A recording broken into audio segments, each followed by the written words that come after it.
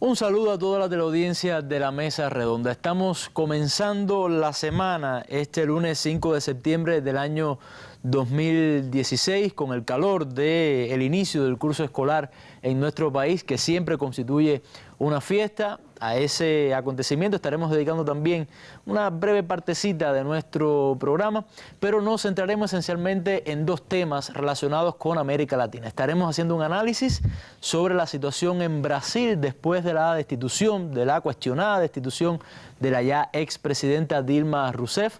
Para hacer este análisis me acompaña Bárbara Betancur Abreu, periodista y analista de temas internacionales, una de nuestras panelistas habituales que hace mucho tiempo no estaba acá con nosotros, menos mal que regresó, estamos muy felices por ello.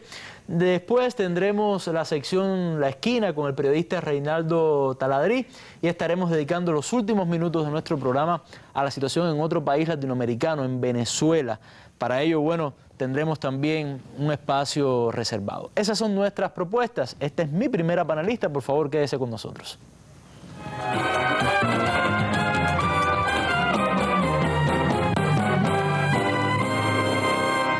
Pero antes vamos con nuestra sección La Noticia del Día. Vamos hasta China, allí comenzó la cumbre del G20, esa cita elitista de las mayores economías del mundo, representan más del 85% del Producto Interno Bruto mundial. Allí no solamente ha sido interesante las declaraciones de los mandatarios, sino también algunos encuentros bilaterales que veremos a continuación en nuestra sección La Noticia del Día.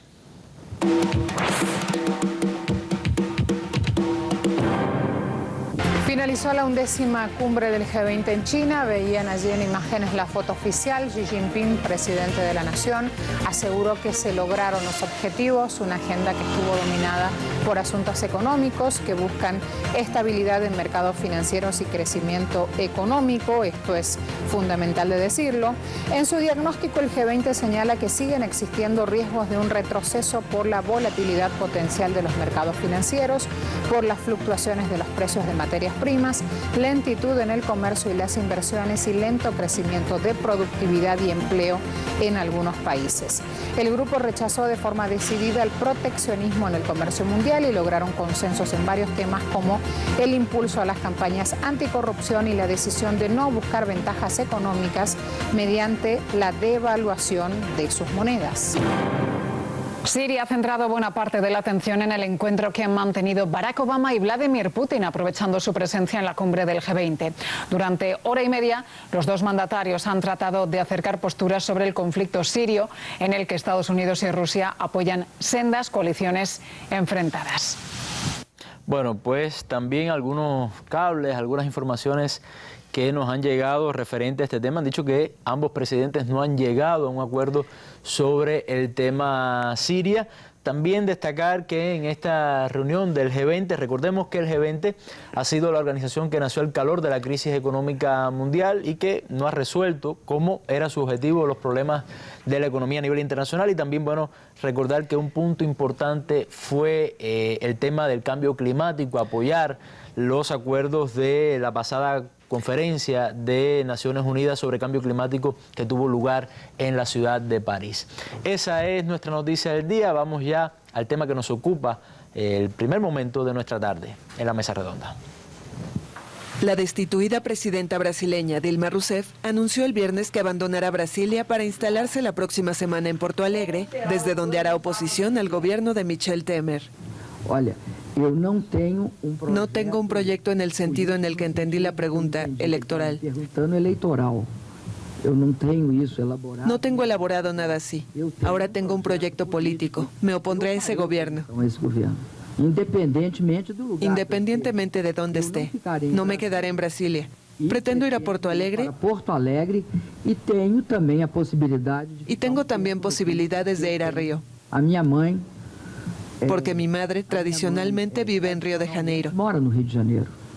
Rousseff también calificó su destitución como un juicio a la democracia brasileña. La democracia fue juzgada conmigo. Infelizmente perdimos. Espero que todos juntos sepamos reconstruirla. El abogado de la exmandataria también habló del proceso con el que Rousseff buscará apelar su destitución ante la Suprema Corte. Nosso inconformismo se prende a... Nuestra inconformidad tiene dos perspectivas. La primera, la falta del debido proceso legal por diversas razones. La segunda, la absoluta falta de sustancia jurídica en la decisión que revocó el mandato de la señora Presidenta de la República. Tras su destitución, la exmandataria tiene 30 días para dejar la residencia oficial de Alborada, que ocupaba desde su suspensión en mayo, cuando tuvo que dejar el Palacio de Plan Alto. Bueno, Babi, veíamos ahí algunas de las declaraciones que ha hecho la expresidenta Dilma Rousseff sobre este juicio político, sobre su destitución. Ha estado bastante activa con los medios, ha dado muchas entrevistas a RT en español, a Telesur, pero quiero puntualizar sobre este aspecto que se trataba en el reportaje sobre el recurso jurídico que presentó su defensa ante el Tribunal Supremo. ¿De qué se trata? ¿O cuáles son, vamos a decir, los principales rasgos? Ya. Bueno, un saludo. Primero un saludo y gracias por la presentación. Estábamos muy cerquita ahora en este formato. Sí, es triste lo que estamos escuchando. Es triste lo que pasó, más que lo que estamos escuchando, lo que pasó. Y resulta verdaderamente interesante el cauce que a lo mejor en los estamentos jurídicos del país puede tener el caso de la destitución de la presidenta Dilma Rousseff. El abogado, quien por cierto la ha defendido con muchísima vehemencia, se ha comprometido como defensor de Dilma de una manera que realmente no deja margen a duda alguna del esfuerzo que está haciendo, y ha buscado cada uno de los elementos que demuestran la fragilidad jurídica de este caso, la endeblez desde el punto de vista legal. Está haciendo comparaciones del artículo que se utilizó de una constitución que ya ha sido reformada y que no había sido asumido en su totalidad en la Constitución que está actualmente vigente. Por eso hablaba de debido proceso, por eso y por otras irregularidades. Ya se sabía que la inmensa mayoría de los senadores habían anunciado que iban a votar contra Dilma, aún antes de ser juzgada, antes de escucharla. El propio expresidente de Uruguay, Pepe Mujica, decía que ellos recibieron al canciller de Brasil, o sea, el actual canciller, y que el hombre les contó de que eso ya era una decisión tomada, de que era no había marcha cierto. atrás. Yo creo que también los que seguimos de alguna manera la información sabíamos que ya estaba dictada, estaba echada la suerte de ella cuando el Senado decidió asumir el juicio político. Pero lo cierto es que nunca imaginamos que fuera con tanto descaro.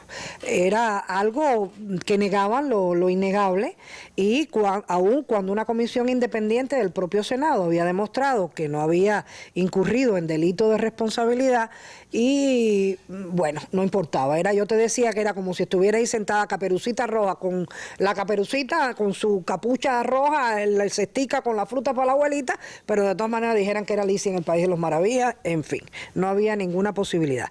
Y eso tiene que ver con la fuerza política que está representada en el Estado. Y parecería una contradicción que un pueblo, que fue el mismo que votó por Dilma, también votó por estos senadores. En primer lugar, por la cantidad de recursos que tienen y todo lo que se mueve.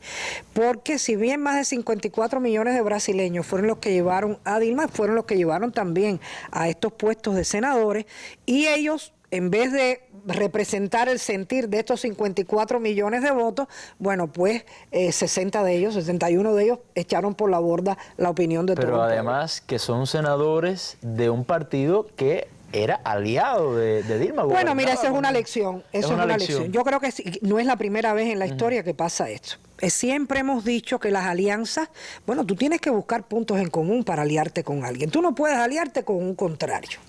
En Brasil, claro que lo que sucedió fueron procesos electorales, y estoy hablando incluso del de Lula. No fue una revolución. Y hubo que hacer arreglos, alianzas, a lo mejor componentes es una palabra fea, pero hay algo de eso también cuando tú empiezas a aliarte con fuerzas políticas que no tienen tu mismo credo, que no aspiran a lo mismo, no tienen el mismo compromiso social, por ejemplo, que es lo que ha matizado estos gobiernos del PT. La inclusión social fue la tarea, y por eso todas las misiones y por eso todos los resultados, porque no vamos a estar ahora ignorando que Brasil pasó a estar en las grandes ligas a partir de Lula. Exactamente. Realmente. No, pasó casi 40 millones de personas de la miseria a la clase media. Por lo menos a la clase media. Y los que han estado en Brasil han visto, además ya en Brasil ya nada es barato, porque esas supuestas pérdidas de privilegios de las que se puede quejar la clase elitista, la derecha, la oposición, no es cierto. Ahora, Babi. Ahí ellos nunca pero discúlpame, aliarse con la derecha es perder los votos. Tú te estás alienando de tu base natural, de las izquierdas, del pueblo, de los que están esperando que tú te ocupes de ellos, como de hecho se ocuparon. Pero la derecha nunca va a confiar plenamente en ti, te va a traicionar, que fue lo que pasó, y puedes perder el apoyo de tu base social, que es la tarea pendiente que tiene ahora el PT, como ella misma reconocía en su Sobre discurso. eso mismo te quería preguntar, porque veíamos a Dilma que hablaba de que tenía un proyecto político, y obviamente esto ha creado una crisis al interior del Partido de los Trabajadores, que es el partido de Dilma y el partido de Lula. ¿Qué retos tiene?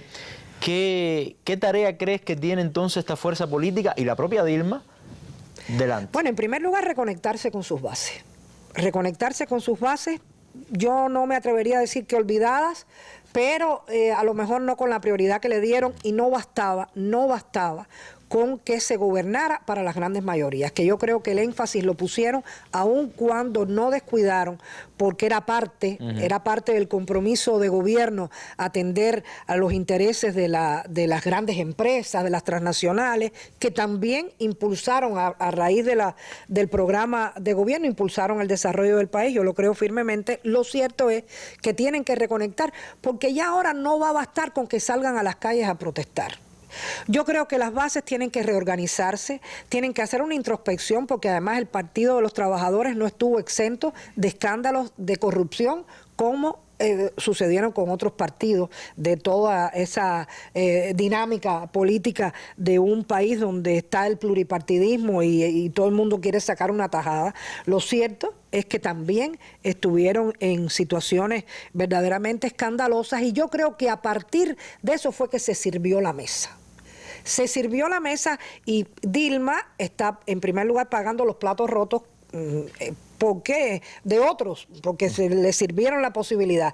Y yo creo que además hay una segunda intención, no solo acabar con Dilma, la campaña que hay contra Lula, después que fue nombrado jefe de la Casa Civil, después que se habló en enero de la posibilidad de que él luchara, contendiera otra vez por la presidencia de Brasil, cuando la dejó con un índice de popularidad nunca visto, del cual se benefició realmente, fue algo que benefició a la candidatura de Dilma Rousseff, que todo el mundo sabía que él era el mentor de Dilma. Lo cierto es que ahí se echaron a andar todos los mecanismos que están funcionando para todos los países, contra todos los países que tienen gobiernos de compromiso social. Lo que pasó en Brasil no dista, lo que pasa que es a la brasileña, a partir de las condiciones que se crearon en Brasil, pero no dista el objetivo final de lo que persiguen en Venezuela, de lo que ha pasado en Argentina, de lo que ha debido enfrentar Evo, de lo que Correa ha estado lidiando en los últimos tiempos. Es decir, es parte de una misma estrategia que se adapta de acuerdo a las condiciones del país. No, y que es Brasil, el gigante sudamericano. Un gigante que está en este minuto en una difícil situación económica y que puede profundizar la crisis, porque el presidente, bueno, uno puede decir presidente de mentirita porque ya juró, Temer, ha dicho que hay que privatizar todo lo que... Es decir, es una vuelta. Ustedes se imaginan a esa década que habíamos perdido en América Latina, que fue el laboratorio natural del neoliberalismo. Volver, y es parte de esa misma restauración neoliberal que está en curso. Entonces, en Brasil, ¿qué es lo que va a pasar si este hombre y este gobierno empieza a privatizar o desestatizar, como dicen ellos eufemísticamente, a las privatizaciones, los elementos fundamentales de la infraestructura, los elementos estructurales de la infraestructura de la economía, es decir, el transporte, las construcciones, la energía? ¿Dónde va a ir Brasil nuevamente? Bueno, sobre ese tema podremos estar hablando un poquito más adelante. Ya hacia Lula se están dirigiendo los dardos, como bien decía. Hay que evitar, ya que se deshicieron de la presidenta, evitar también un regreso a la derecha, ¿no? Sí. Por parte, con la posible candidatura de Lula, que es el más popular hoy en vista a las elecciones del 2018. Pero vamos a ver, Babi, qué está sucediendo en las calles de Brasil. ¿Qué está sucediendo en las calles de Brasil? Y qué dicen estos sectores populares, y también qué ha dicho Temer con respecto a esto que vamos a ver. Miles de brasileños mantienen protestas contra el gobierno ilegítimo de Michel Temer. Este domingo en la ciudad de Sao Paulo, movimientos populares se manifestaron en contra del golpe de Estado parlamentario a la presidenta Dilma Rousseff y exigieron nuevas elecciones. La protesta se tornó violenta cuando agentes antidisturbios arremetieron con gases lacrimógenos, perdigones y cañones de agua, hiriendo a varios ciudadanos y deteniendo a algunas personas. Desde el 31 de agosto, que se oficializó el nombramiento de Temer por parte del Senado brasileño, se intensifican las manifestaciones en el país para rechazar el golpe. Bueno, decía que cuál había sido la reacción del presidente Temer porque había dicho en el G20, comenzamos con la noticia del día, con la cumbre del G20, él participa allí y echó a menos las protestas, dice que no eran tan masivas, que no eran protestas importantes, algo así dijo el domingo. Bueno, gracias a la destitución de Dilma llegó ahí de carambola y está diciendo lo que había dicho incluso antes, él había, cuando todavía Dilma era presidenta pero estaba apartada y él tuvo que dictar algunas de las medidas, él había dicho que no le importaban protestas antipopulares porque él de todas maneras no iba a ser candidato, es decir que él podía cargar con el pesado porque no iba a ser candidato. Él lo que estaba ahí era para restituir los derechos que le habían quitado, los privilegios que le habían quitado a las clases tradicionalmente dominantes. Y ahora está diciendo eso. Esas imágenes que veíamos eran las del fin de semana, las manifestaciones del fin de semana, pero hoy mismo en Brasilia más de 2.000 trabajadores fundamentalmente de la tierra, y ya lo había dicho el presidente de Los Sin Tierra, el líder de Los Sin Tierra, le había dicho que ellos no se iban a quedar de brazos cruzados, aún con las contradicciones que había tenido este movimiento con Dilma Rousseff, porque no había avanzado lo suficiente esa asignatura pendiente que tiene Brasil, que es la de la tierra, el tema de la reforma agraria. Sin embargo, estaban defendiendo la institucionalidad y hoy tomaron el Ministerio de Hacienda en Brasilia. Más de 2.000 eran fundamentalmente movimientos sin tierra, trabajadores de la agricultura, las mujeres campesinas estaban tomando parte. Hasta el día 7 van a mantener las protestas, que es el día del excluido, que ahora saben que puede aumentar el número de excluidos, sobre todo con estas políticas neoliberales. Y yo creo que sí, que va a decir él, que va a decir si además él no tiene la preocupación, ya lo dijo, ya su partido o las fuerzas políticas que él está representando lo llamarán a capítulo para que enmiende algunos discursos y haga algún tipo de promesa, porque si bien él no va a ser candidato, la derecha sí espera perpetuarse en el poder a partir de del 2018. ¿Qué podrá pasar? Hay estos recursos en marcha ante la justicia, que no hay término para que respondan, es decir, pueden o no responder a Dilma. Se había hablado, Dilma había dicho si quedaba en la presidencia de adelantar las elecciones de manera de darle participación nuevamente al pueblo en un asunto de esta naturaleza. Ya hay gente que está diciendo que es mejor lo que ha pasado porque nunca faltan los que hacen leña del árbol caído, y lo cierto es que hay que seguir atentos a lo que va a suceder. Estas manifestaciones de hoy fueron apenas, yo creo, que el comienzo. Ahora, hay una cosa interesante y lamentable también, que Dilma también hacía referencia a ello, y es que se está reprimiendo. Sí. Dice, en mi gobierno, decía ella, nunca se reprimió. En el gobierno de Lula nunca se reprimió y ahora la policía está reprimiendo a esos manifestantes. Pero claro que la policía en última instancia responde al gobierno y a una orden que se le dé. Y mira que hubo manifestaciones, porque además ahora nos damos cuenta que todo formaba parte de una misma estrategia. Un país que había disfrutado tanto cuando fue sede de los Panamericanos, y cuántas protestas hubo en relación. Y entonces hablaban de los gastos.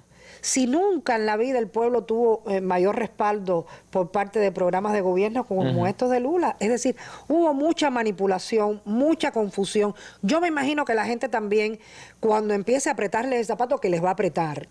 Cuando se trata de restaurar, no hay límites. Miren, en Argentina hasta dónde puede llegar los aumentos. Eso a la sin razón. Subir un precio 300% es una locura, y se ha hecho.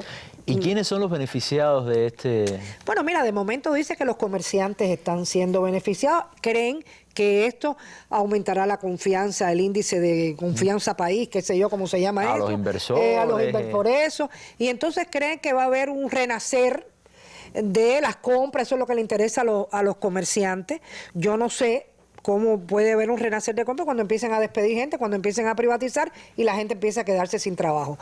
Eso son las contradicciones que se van a empezar a presentar, y yo me imagino que un país, un pueblo, porque cuando hablamos de 50 millones, 60 millones de personas beneficiados por un gobierno, empiece a ver cómo se le van reduciendo sus índices de vida, aun cuando no han dicho que van a suspender ninguna de los programas sociales. Lo cierto es que se han anunciado recortes al gasto social, y entonces verde con punta guanábana, en algún momento va a llegar. Hay algo que yo recordaba, y es cuando se inició todo este proceso contra Dilma, que incluso ella misma dijo que el antiguo presidente de la Cámara de Diputados, Eduardo Cuña, habló con ella y le dijo que si retiraba todos los cargos de corrupción en su contra, o sea, que si le ayudaba a lidiar con aquello, bueno, él retiraba el proceso de impeachment. Y hay un altísimo % de esos legisladores que están acusados de corrupción. ¿Crees entonces que Temer va a tener también la tarea de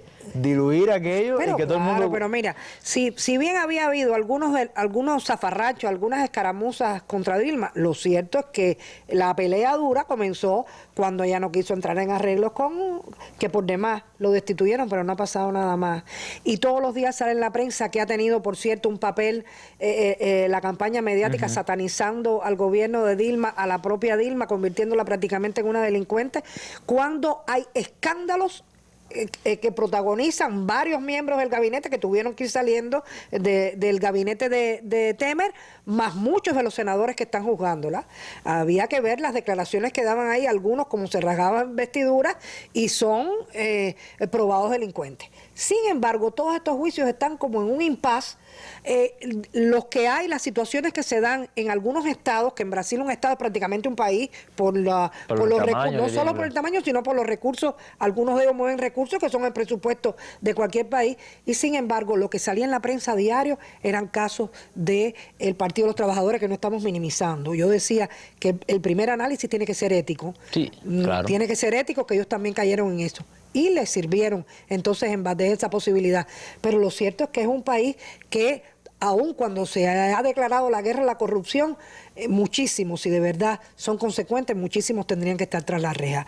Vamos a ver Temer, que también tenía sus trapitos escondidos, sí, sus trapitos sucios. Vamos a ver cómo le va y hasta qué punto puede él proteger a todo eso, o si de verdad hay un movimiento que exija que sean tan al pie de la letra como intentaron hacerlo con estos pretextos fabricados contra Dilma. Bueno, por lo menos ya tiene el apoyo de Argentina, o sea, del gobierno de Argentina, mucha solidaridad. Creo que hará un viaje a Buenos Aires, no estoy muy claro de hecho, pero también llama la atención cómo esa derecha se ha ido solidarizando entre ellos, ¿no? Bueno, hoy mira, estaban protestando, por ejemplo, en Perú algunos movimientos sociales porque dice que no había habido un pronunciamiento, porque en América realmente casi toda América Latina ha estado de manera particular países miembros del ALBA como Cuba, Venezuela, Ecuador, y hoy el expresidente dominicano decía que era una canallada. Está bien que digan, no fue un juicio político, yo estoy de acuerdo, porque fue una canallada lo que le hicieron a Dilma. Es decir, en América Latina ha encontrado el respaldo que le va a faltar. Se ha retirado embajadores. Sí, realmente ha habido actitudes que son sobre todo simbólicas, porque a la larga hay un proceso en marcha que tendrán que decidir los propios brasileños. Bueno, Bobby, muchas gracias por tu regreso a la mesa ante todo, y por este excelente análisis que has hecho de la situación de Brasil. Gracias. Tú me quieres mucho. Gracias y un placer. Martes y jueves, en la Mesa Redonda, nuevos tributos en el sector empresarial del país. Directivos del Ministerio de Finanzas y Precios y la Oficina Nacional Tributaria y representantes de la Central de Trabajadores de Cuba informarán el martes en la Mesa Redonda sobre la próxima aplicación del impuesto sobre los ingresos personales y la contribución especial a la seguridad social a la fuerza laboral del sistema empresarial estatal cubano. El jueves, los panelistas regresarán para intercambiar en la mañana en un foro digital en Cuba Debate y la Mesa Redonda. Y en la tarde, participarán en el programa para responder opiniones y preguntas de la población. Si usted quiere participar con su criterio o interrogante, puede hacerlo llamando de martes a jueves al teléfono 7646-5900 entre 9 de la mañana y 5 de la tarde. También puede llamar el martes durante la hora de nuestro programa de 7 a 8 de la noche al teléfono 7831-2484. Además puede contactarnos por el correo electrónico mesaredonda@net.cu y por los sitios web de la Mesa Redonda y Cuba Debate. Mesa Redonda, más allá de la noticia.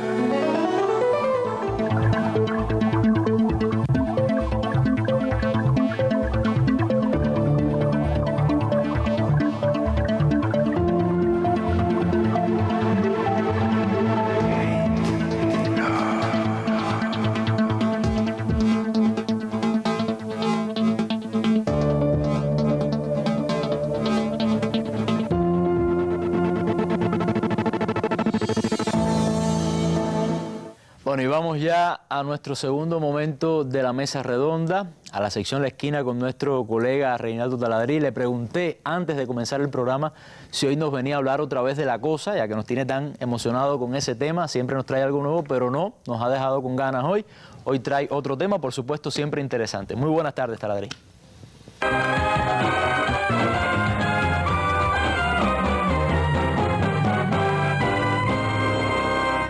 Buenas tardes, un saludo, Oliver. Y, no vamos a hablar de La Cosa, pero te digo algo brevemente, porque alguna gente, por ejemplo, Ramiro Fiallo de Varadero, me escribieron varias gente, que si es verdad que Trump ha ganado terreno, que Hillary ha perdido. No, no y no. Esos son 2 de las 10.000 encuestas que se hacen, donde Hillary, que está bombardeada por todos lados, ha bajado 2 o 3 punticos.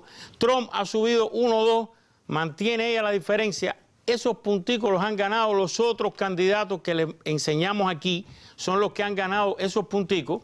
Y lo que vale, que es estado a estado la cuenta, hoy Hillary gana con más de 300 votos electorales si son las elecciones hoy. Si son mañana, saca más de 300 votos electorales y gana fácilmente. Así que acuérdense que uno de los grandes negocios de las elecciones es que la prensa tiene que hablar todos los días, a todas horas, casi todo el tiempo, de La Cosa. Entonces, Oliver, no es La Cosa el tema de hoy, pero bueno, una incidental de La Cosa. ¿De qué les quiero hablar hoy? Les quiero hablar del bloqueo, pero el bloqueo y los bancos. Ustedes recuerdan que aquí, en esta misma sección, nosotros les presentamos y les contamos la historia de cómo para poder abrir la embajada de Cuba en los Estados Unidos hubo que hacer maravilla, pero era el propio Departamento de Estado el que estaba buscando, pidiéndole a los bancos, y ningún banco americano aceptó abrir la cuenta de Cuba. Ninguno de los grandes bancos internacionales con oficina de representación en Estados Unidos aceptó tampoco o quiso, y fue un banco mediano del estado de la Florida el único que aceptó, y gracias a esa actitud de abrir la cuenta de la embajada cubana, ellos consultaron, buscaron, era perfectamente legal, por supuesto, se pudo abrir la embajada, entre otras cosas, porque si no había cuenta bancaria era muy complicado legal y técnicamente abrirla. Ese banco es el Stonegate Bank. ¿Qué sucede? En estos momentos está pasando algo muy curioso, de lo que apenas se habla, es lo que quiero hablarles hoy. La Casa Blanca, el Ejecutivo, incluso creo que cuando la visita de Obama se habló específicamente de eso aquí por algunas de las principales figuras, se dirigió a los grandes bancos americanos, les dijo, se puede hacer con Cuba, se puede ya hacer relaciones bancarias con Cuba, puede circular el dólar, etcétera, etcétera. Pero esos misterios que tiene la vida siguen los bancos, al parecer, sin decidirse. Hay quien dice por una razón, por otra. Como antesala de lo segundo que le quiero comentar, quiero compartir con ustedes una entrevista que tuve la oportunidad de hacerle al presidente del Stonegate Bank en la sede de su banco, donde un poco le pregunto sobre su experiencia en Cuba, y también él, antes que saliera, me dio la explicación de cómo ellos sacaron la primera tarjeta, en este caso con Mastercard, para que los norteamericanos puedan pagar con tarjeta, usar tarjeta en Cuba. Todo el mundo dice que es un gran negocio, que el que usa tarjeta gasta 4 veces más que el que paga en efectivo, pero además que están acostumbrados a viajar con tarjeta. De esos dos temas le pregunté, quiero compartir primero esta entrevista con ustedes y después referirme a un evento que va a tener lugar el viernes en la ciudad de Nueva York vinculado a esto. Así que les propongo que veamos esta entrevista. So, where we are? Your corporate headquarters, Stonegate Bank. And can you give us a little more information about what the bank is, how it functions? Okay, our bank started in 2005. We're a $2.4 billion bank. We've completed about 8 or 9 acquisitions over the years. We're at 21 offices, soon to be 23 offices in Florida. We're the 7th largest bank in the state. And as you know, we obviously are the only bank currently doing business in Cuba. I explained some time before what you've done with Cuba, to the Cuban people. Now, what is the current situation? What is happening right now between Stonegate Bank and Cuba? Well, we continue to move the ball forward. I mean, we continue to progress and do different things, and mostly by helping American companies, facilitating their transferring of money, credit cards, debit cards, and helping them get open operational in Cuba. That's our main primary goal right now. And then secondly, as you know, we put debit cards out for American travelers traveling to Cuba. And starting in a few weeks, we'll also have a corporate credit card. This one? Can I show you? Absolutely. That's a credit card that we'll be able to use in Cuba. Right, first one. So an American who has a MasterCard account could use this card in Cuba? Yes. And pay with this card in a Cuban store, in a Cuban hotel, in a Cuban restaurant? Yes. Are you sure? Yeah, absolutely. That would be a milestone. Yep. But the card is from your bank. It's from our bank. We are the issuing bank, yes. So this is something important that you did. Yeah, we've been working on it about 9 months now. What do you think is the main obstacle in this moment for better relationship between your bank and Cuba and the banks? Well, there's still the blockade is still in existence. So you know, in the blockade, a lot of that is to do about moving money and sanctions and so on. So it makes it very difficult. It still makes it difficult for Cuba to operate efficiently, especially vis-a-vis American companies. And one of the things that's a big stumbling block is while we have a correspondent banking relationship at Cuban banks are not allowed to open a correspondent account in the U.S. bank. So technically, we still have to transfer money through third-party countries. And it makes it a little bit more complicated. And it makes American companies less competitive. Are you happy or not with your Cuban adventure? Let's call it that way. Adventure is probably the best way to put it. It's been exciting. It's been a lot of fun to work on. Sometimes it gets a little frustrating because you're dealing with politics and governments and bigger security issues in terms of that. But overall, it's been very rewarding to the bank, and hopefully some other U.S. banks will get involved pretty soon as well. Any regrets? No, none whatsoever. Well, thank you very much for your time. Thank you. And I wish you a good luck with this adventure. Let's say that. Thank you. Thank you. Appreciate it. Bueno, esa fue la entrevista. ¿Qué pasa? El viernes se va a producir en la ciudad de Nueva York lo que se ha llamado un poco una especie de cumbre bancaria organizada por la Cámara de Comercio de los Estados Unidos, algunos de los bancos y empresas financieras más importantes de Estados Unidos y una importante delegación cubana, principalmente del sector bancario cubano, como es lógico. ¿Por qué? Porque a pesar de que, fíjense, si el bloqueo es complicado y está vivo, a pesar de que la Casa Blanca dijo que se podía hacer, a pesar de esta, vamos a decir, audacia que tuvo este banco, primero de abrir la cuenta de la embajada, después de sacar la tarjeta de Mastercard con cuentas en su banco para usar en Cuba, a pesar de esa audacia, la mayoría de los famosos bancos no hacen nada todavía. Una explicación, a mí me han dado varias explicaciones, las voy a compartir con ustedes. Una es que todo el mundo tiene temor de las sanciones. Y ahora se sabe que cada vez que un dólar venía de Cuba y pasaba por un banco o filial americana o de cualquier lugar del mundo venía hacia Cuba y pasaba a todos los bancos, tienen, yo digo tienen porque nadie me ha dicho que lo hayan retirado, tienen un sistema automático computarizado que pasa un dólar, se lo está mandando un cubano en Europa a través de un banco para alguien aquí, inmediatamente se levanta una bandera, eso es electrónicamente en los sistemas, y se congela automáticamente toda esa transacción. Esos sistemas existen, ahora se conocen. Que yo sepa, no los han eliminado. Y está por ver el por qué esos bancos no se deciden a hacer muchas cosas que impulsarían las relaciones económicas, que curiosamente el Ejecutivo, la Casa Blanca, está empujando y no pasa, no sucede, y también sería un golpe fuerte al bloqueo, porque estimularía con todos esos bancos dando crédito para operaciones a que el comercio se incremente, las actividades se incrementen. Hay quienes dicen otra explicación, es que no ven una gran oportunidad en Cuba. Por supuesto que es complicado que vean una gran oportunidad de negocio en Cuba mientras existe el bloqueo. Se habló mucho de la llegada del primer vuelo, correcto, pero hay que decir que mientras esté prohibido viajar a Cuba como turista, claro que eso nunca va a ser el gran negocio que pudiera ser para una compañía de aviación, para una compañía de turismo. Ahí hay un ejemplo que es aplicable también a algunos bancos, según dicen otros.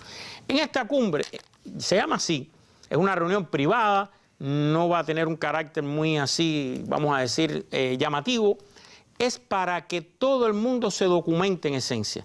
Que los bancos de Estados Unidos reciban explicación, posiblemente de la propia Casa Blanca, del Ejecutivo, qué pueden hacer en Cuba, todo lo que se puede, está autorizado a hacer en estos momentos, que la parte cubana explique cómo funciona todo nuestro sistema bancario, que se vean todas las posibilidades que hay.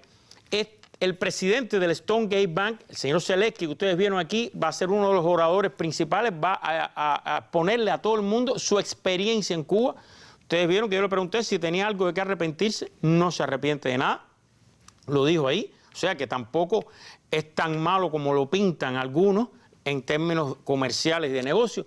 Y en resumen, esperemos que el viernes de esta cumbre por lo menos salga todo el mundo, usando una palabra muy americana, educados. Educados quiere decir que todo el mundo recibió información, se documentó del tema, sabe lo que permite la ley americana, como en la ley cubana, intercambien información y que de alguna manera también por ahí, ojalá se logre abrir una brecha al bloqueo para beneficio de los dos pueblos, de los dos países y de todo el mundo, porque esta es una situación en la que nadie pierde.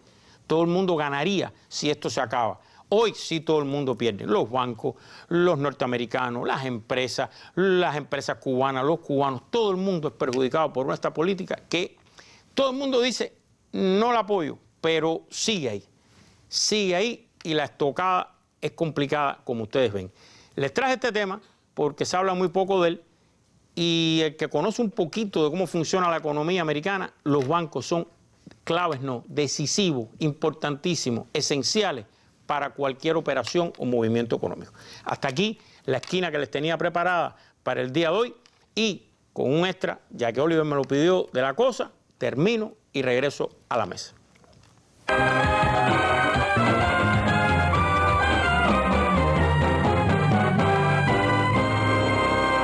Bueno, muchas gracias a Taladrí. Estaremos pendientes entonces al tema del lunes próximo. Bueno, vamos ya a nuestro tercer momento de la mesa redonda. Habíamos dicho que se lo íbamos a dedicar a Venezuela. Me acompaña la doctora Ana Teresa Abadías, periodista, por supuesto, de Radio Rebelde, profesora universitaria, analista de temas internacionales. La presentación es larga, ¿verdad? Bueno, Ana, vamos a ver primero un reportaje sobre lo que ha sucedido en Venezuela después de estas manifestaciones grandes tanto de la oposición como del chavismo, que ha suscitado también, otra vez, ha caldeado los ánimos en ese país sudamericano. Veamos. El pasado 1 de septiembre en Venezuela triunfó la paz.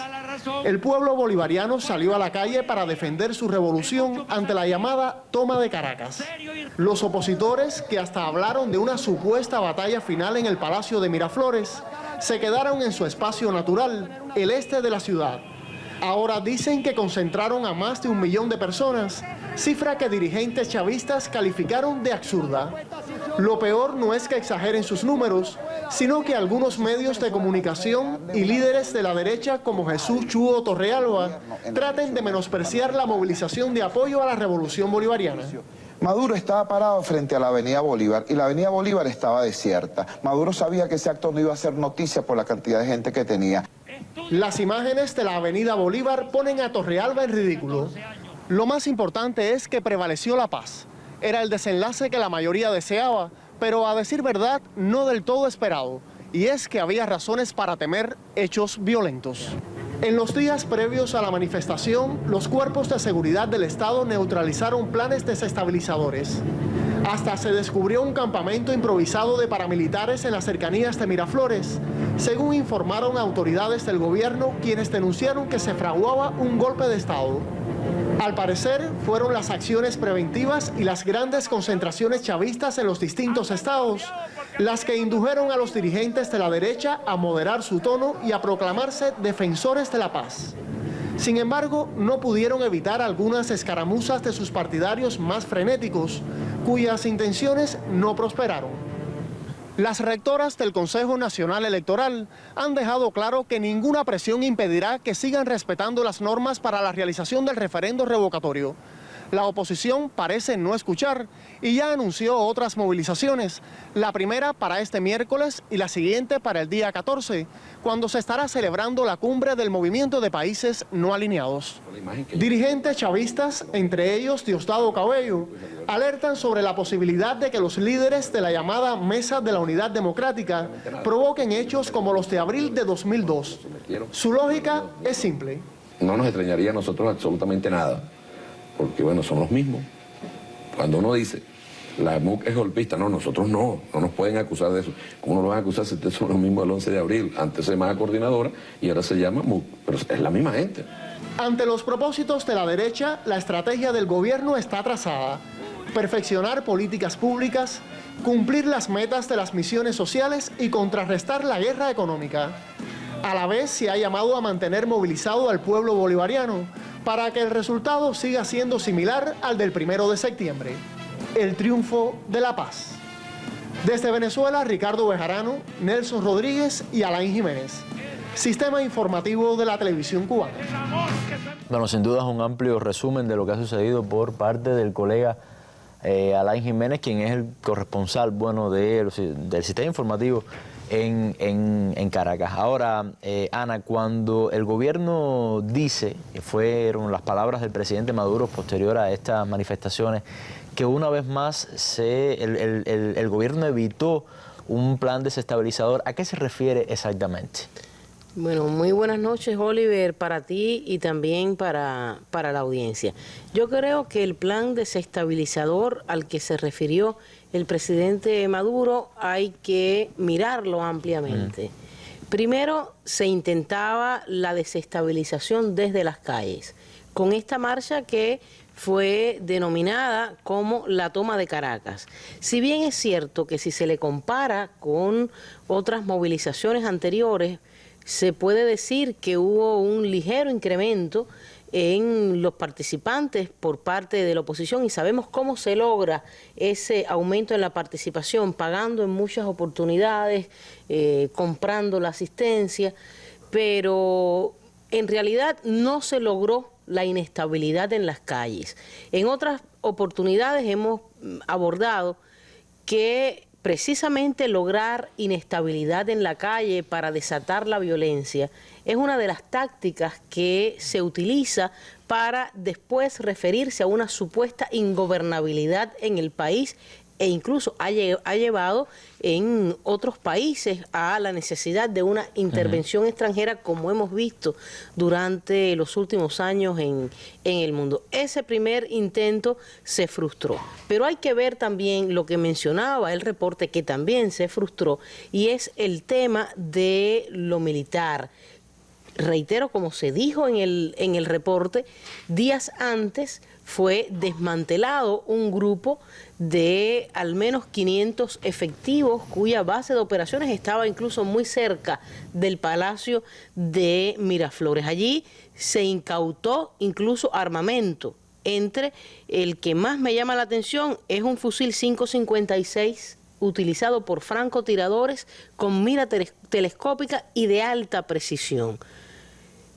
Muy utilizado en otras oportunidades, utilizado en el año 2002 en el golpe de Estado en Venezuela, y es un elemento que te hace pensar, como decía Diosdado Cabello hace instantes también, en una especie de hilo conductor entre las acciones de la oposición. Es algo además que te viene a confirmar que es en este caso la misma. Planes desestabilizadores también. desde el punto de vista de la presencia internacional de Venezuela. Primero, se está impidiendo el reconocimiento o la aceptación del país en los escenarios internacionales. Mercosur comencemos ha sido un por área de Mercosur, batalla. Comencemos por Mercosur, oposición por parte sobre todo de Argentina, de Brasil con el interino Michel Temer y de Paraguay para que Venezuela asumiera lo que le correspondía, que era la presidencia pro tempore del Mercado Común del Sur. Finalmente se tuvo que hacer a nivel de cancilleres. Y el otro tema es la próxima asunción de Venezuela en la presidencia del grupo de países de los no alineados NOAL. Creo que sin duda desde esas tres perspectivas hay que mirar la desestabilización que se ha intentado sobre Venezuela. Creo que a esto habría que añadir también en los últimos tiempos, porque no se puede ver descontextualizado de lo que ha ocurrido en Argentina y en Brasil. El sábado, por cierto, se estuvieron reuniendo en el contexto de la cumbre del G20 Mauricio Macri, presidente de Argentina, y Michel Temer, presidente, ya sabemos cómo, de Brasil. Temer, por cierto, anunció su primera visita a un país latinoamericano, lo va a hacer Argentina el próximo 8 de octubre. Sobre eso hablábamos en el primer momento, qué casualidad que Argentina. Y uno de los temas también que se abordó en esa reunión fue Venezuela. O sea, ahora hay que esperar también una alianza en tal sentido con relación a lo que te comentaba del escenario internacional, con el objetivo de opacar a Venezuela, de disminuir su protagonismo y obviamente de incrementar las acusaciones en contra del país. Ahora, hay un tema, por supuesto, que está muy relacionado con el acontecer político actual en Venezuela y que también estuvo muy relacionado o está muy relacionado con todo esto, con todas estas manifestaciones, intentos de desestabilización, que es el famoso revocatorio, el proyecto, vamos a decir, ahora más importante de la oposición, o por lo menos aparentemente, ¿no? El más importante de la oposición. En estos momentos, ¿en qué punto está? ¿Cuál es el debate? ¿Cuáles son las principales noticias alrededor? Yo quiero comentarte, antes de abordar el tema, que el revocatorio ha sido uno de los asuntos más manipulados por la prensa internacional o por parte de la prensa internacional. No seamos absolutos en tal sentido. ¿Cuáles son los pasos del revocatorio? O sea, se ha dicho que se ha alargado, que el Consejo Nacional Electoral no acepta el revocatorio. Lo explicó bien claro Tibisay Lucena, la presidenta del Consejo Nacional Electoral, el pasado 9 de agosto. 9 de agosto se corroboró el 1% de las firmas, el Consejo aceptó. En este caso, el primer paso, viene un segundo paso que es la comprobación del 20% de las firmas, estaría listo para el mes de octubre, según declaraciones hoy de algunas fuentes del Consejo Nacional Electoral, y el CNE tiene después 3 meses para la convocatoria del revocatorio. Ahora, la oposición no quiere esperar eso. ¿Por qué? Muy sencillo. El 10 de enero del 2017 se cumplen los 4 años de Nicolás Maduro al frente de la presidencia del país. Si nos remitimos a la Constitución, ella establece en uno de sus artículos que si el revocatorio es convocado antes de esa fecha, se producen entonces elecciones generales en el país.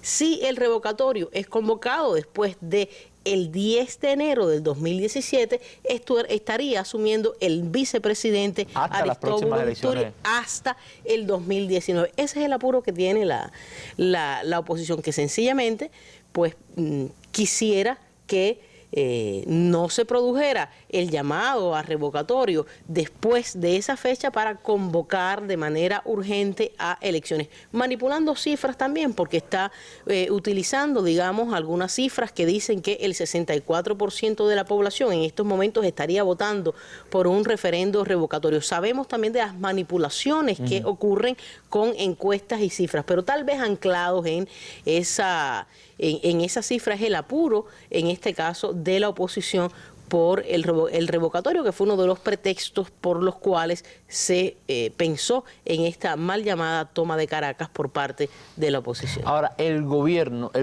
¿qué está haciendo Ana, con respecto a este fenómeno. Hemos visto, por ejemplo, a la canciller muy activa a nivel internacional, muchas giras explicando la situación en Venezuela, hemos visto al presidente hablando también, pero estratégicamente, desde el punto de vista político, ¿cuáles son, vamos a decir, los principales movimientos, según tú, que está haciendo el gobierno? Mira, yo creo que el gobierno, por ejemplo, en los últimos tiempos hay un asunto al cual ha dedicado gran parte de sus esfuerzos y es lograr enfrentar el acaparamiento, tratando de distribuir al menos alimentos básicos a través de los sistemas casa por casa o a través de otros sistemas. Para nadie es un secreto que es muy difícil en las circunstancias de desgaste al que se somete el gobierno de Venezuela, gobernar con eficiencia. Eso obviamente es un desafío grandísimo porque constantemente, en lugar de continuar o de intentar resolver problemas o de enfrentar determinadas situaciones, tiene que enfrentarse a otro tipo de agresiones, incluso militares. Entonces, como yo te digo, es bien complicado. Hay otro punto, además de esta distribución, que por cierto no satisface, por supuesto, todas las necesidades de la población, porque hay una intensa guerra económica. Hemos dicho en otras oportunidades que los dueños de las transnacionales en Venezuela, los dueños de las fábricas prefieren perder dinero para dañar al gobierno y provocar un estado de opinión desfavorable al mismo. Pero además no están perdiendo mucho dinero, porque hace poco yo escuchaba la noticia, por ejemplo, de que en Madrid creo que salió por un medio español, de que en Madrid los principales compradores de apartamentos de lujo, de casas de lujo, son los venezolanos que están saliendo. Pero claro, de esa oligarquía venezolana. Claro, porque se están llevando también parte del dinero del país. Pero yo me refería a perder dinero que prefieren no producir, prefieren cerrar líneas de producción de determinados productos antes de satisfacer las demandas de la población. Y el otro tema en el cual a mí me parece muy lógico que se encamine el gobierno es en la revitalización de las misiones sociales. Yo creo que el gobierno tiene que insistir en rescatar las misiones sociales en su totalidad. Es muy difícil en momentos en los cuales los presupuestos son escasos y en momentos en los cuales se mantiene el enfrentamiento económico al país. Pero uno de los retos fundamentales del gobierno, desde mi punto de vista también, es recuperar las misiones sociales. Hay una noticia también que me gustaría saber tu opinión con respecto a una idea, una iniciativa del presidente Maduro de quitarle la inmunidad parlamentaria a algunos, claro. Bueno, de forma general, ¿no? Sí, lo ha anunciado el presidente Maduro, sobre todo porque hay algunos parlamentarios que, incluyendo al presidente Ramos Alú, que están llamando a la violencia en las calles, algo que obviamente se aleja de la función que debe tener un funcionario público en este caso, y esa es la razón por la cual el presidente Nicolás Maduro ha anunciado que estaría retirando la inmunidad a los parlamentarios, reitero, sobre todo para aquellos que la retiraría para todos, obviamente, claro, pero con el objetivo de no proteger más a aquellos que están desde las calles llamando a la violencia. Yo siempre lo digo, usted tiene derecho a disentir, pero el tema está, el asunto en cuestión está en la manera violenta en que la haga, ¿no? Y la manera además en la que usted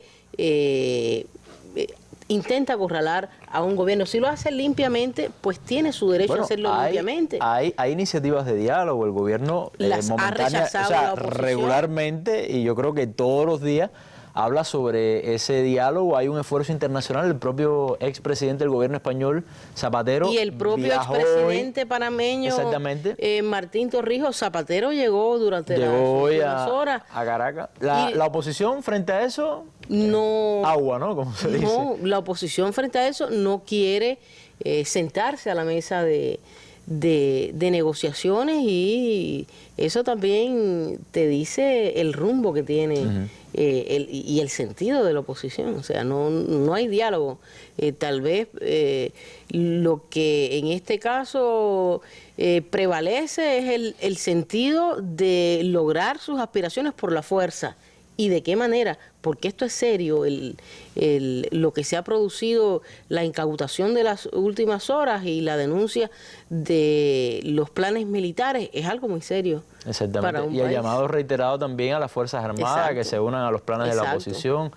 Es realmente compleja. Además, el tema de los medios, Ana, ¿no es verdad? No, que es los constante. medios continúan siendo, más que medios, actores políticos dentro de... Sigue siendo los medios el terreno, vamos a decir, donde Exacto, se desarrolla buena parte de la política. Para construir también, obviamente, una opinión pública desfavorable. Los medios, como ocurrió en Brasil, son protagonistas y actores de lo que ocurre. Como ocurre en todas las partes del mundo, también ocurrió en Argentina y ya hemos visto el desenlace. Bueno, muchas gracias, Ana, por estar esta tarde aquí con nosotros. Muchas tardes que nos has acompañado y nos seguirás acompañando acá en la Mesa Redonda, y nos vamos ya con nuestras imágenes del día. Al principio hacía referencia al inicio del curso escolar, una gran fiesta a nivel nacional para Cuba. Le decía también que íbamos a dedicar unos minuticos, unos segundos a ese acontecimiento. Bueno, pues aquí están nuestras imágenes del día referentes a ese tema. Muy buenas tardes y muchas gracias por su atención. Nos vemos, por supuesto, en una próxima Mesa Redonda.